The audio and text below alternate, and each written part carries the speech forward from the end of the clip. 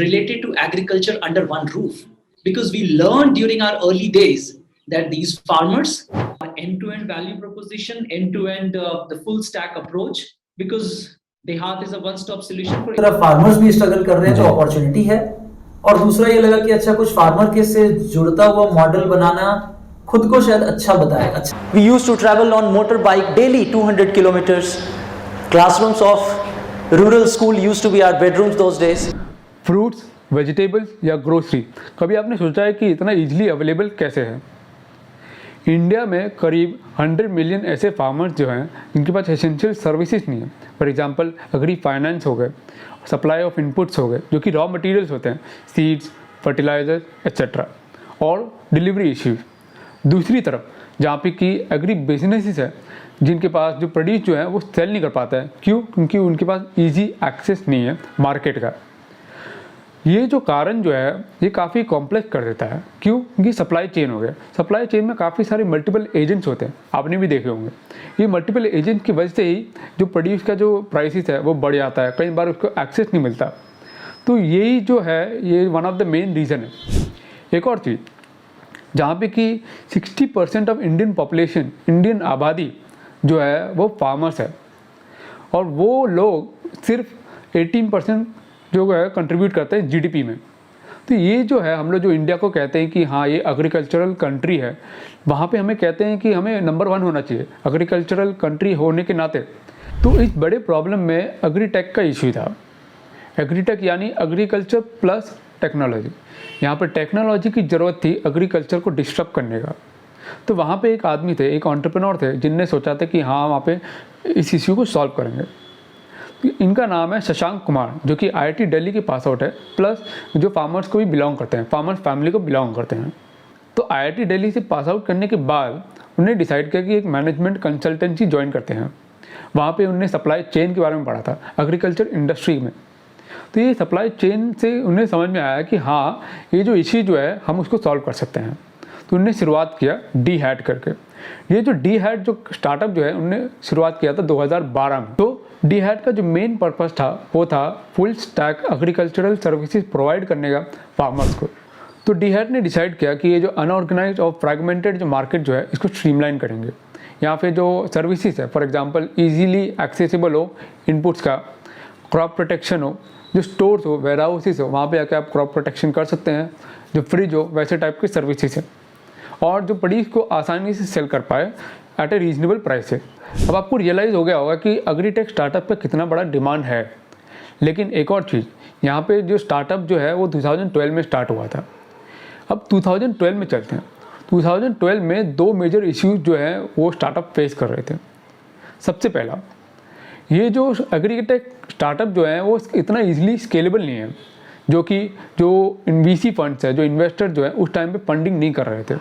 दूसरा चीज़, 2012 में उतना डिजिटल जो डिस्ट्रप्शन था वो उतना हुआ नहीं था, यानी कि जो फार्मर्स जो है उनके पास जो इजीली एक्सेसिबल हो टेक्नोलॉजी का वो था नहीं। उनके पास जो फ़ोन जो है वो सस्ते में नहीं थे। तो ये जो डिजिटल डिस्ट्रप्शन था वो उस टाइम पे नहीं हुआ था, वो 2016 में हुआ था।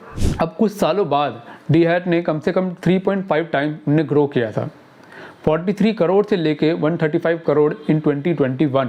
तो ये कैसे हासिल हुआ?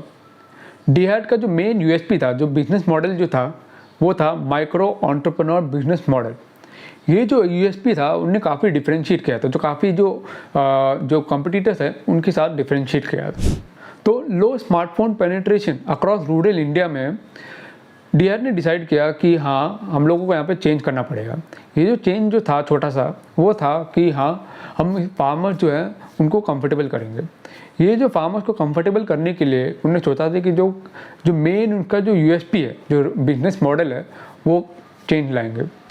अब डी-हैट ने डिसाइड किया था कि इस मॉडल में फार्मर्स और जो ऐप है उनको कनेक्ट करेंगे थ्रू हब एंड स्पोक। अभी हब और स्पोक क्या है उसके बारे में समझते हैं।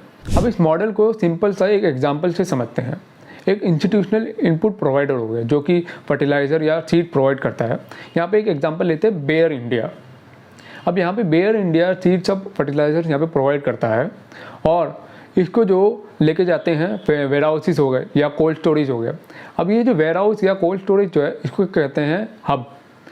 ये जो हब जो है ये डीहैट ओन करता है।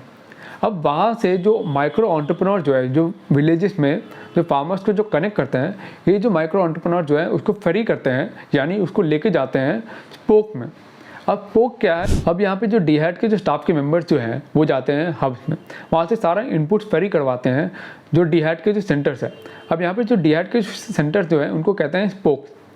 ये जो स्पोक जो है वो को ओन करते हैं माइक्रो एंटरप्रेन्योर। जो माइक्रो एंटरप्रेन्योर जो है वो बाकी जो लास्ट माइल जो डिलीवरी है उनका टेक केयर करते हैं। सिमिलरली जो फार्मर्स जो है अपना प्रोड्यूस लेके जाते हैं अलॉटेड स्पोक में, वहाँ पे माइक्रो एंटरप्रेन्योर सारा टेक केयर करता है। अब यहाँ पे जो डीहैट जो है वो लॉजिस्टिक प्रोवाइड करता है थर्ड पार्टी को यूज़ करके। ये सारा जो लॉजिस्टिक करते हैं, ये सारा जो इनपुट जो हो गए या प्रोड्यूस हो गए वो लेके जाते हैं बड़े बड़े वेयर हाउसेस में या फिर कोल्ड स्टोरेज में, जो कि 100 किलोमीटर के रेडियस में ही होता है। अब वहाँ पे जो वेयर हाउसेस हैं वहाँ पे इंस्टीट्यूशनल बायर फॉर एग्जांपल हो गए, ग्रोफर हो गया, अमेजॉन हो गया, गोदरेज हो गया। अब यहाँ पे जो सारा जो इंस्टीट्यूशनल बायर जो है सामान लेके जाते हैं रिटेल शॉप में या फिर कस्टमर के पास डायरेक्टली। तो डीहैट के पास करीब 1362 माइक्रो एंटरप्रेन्योर्स हैं। ये जो माइक्रो एंटरप्रेन्योर जो है वो सारा जो डीहैट के जो सेंटर जो हैं ईच वन ऑफ देम उनको मैनेज करते हैं। अब ये जो माइक्रो एंटरप्रेन्योर जो है वो काफ़ी सारे स्टेट में बिलोंग करते हैं। फॉर एग्जांपल ओडिशा हो गया, वेस्ट बंगाल हो गया, यूपी हो गया, बिहार हो गया।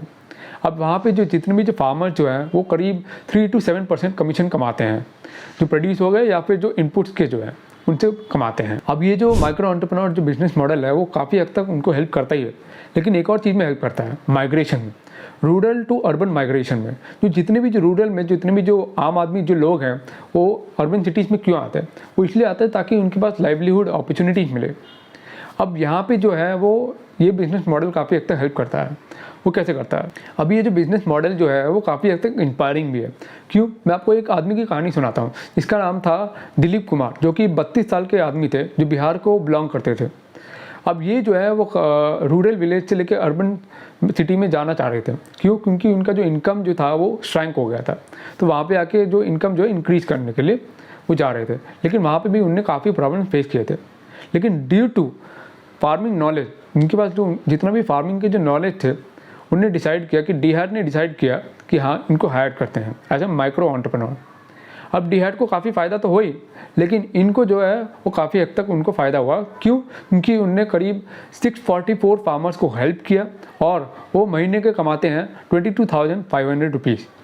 Last but not the least, यहाँ पे जो डीहैट का जो बैकएंड में क्या हो रहा है, digital model, physical plus digital. यहाँ पे जो फार्मर जो है वो डायरेक्टली इनपुट खरीद सकते हैं, जैसे कि सीड्स हो गए, फर्टिलाइजर्स हो गए, फार्म इक्विपमेंट्स हो गए, क्रॉप प्रोटेक्शन हो गए, ये सारे खरीद सकते हैं ऐप के थ्रू। और उनके पास एक और जरिया है जो कि है कस्टमर हेल्पलाइन नंबर, उनके थ्रू भी खरीद सकते हैं। अगर आपको ये फार्मर्स 3.0 स्टार्टअप जो है इसकी रिगार्डिंग आपको जो भी मैंने आपको इन्फॉर्मेशन बताया, तो अगर आपको वो पसंद आया तो प्लीज़ लाइक करें, शेयर करें और सब्सक्राइब करें। Thank you.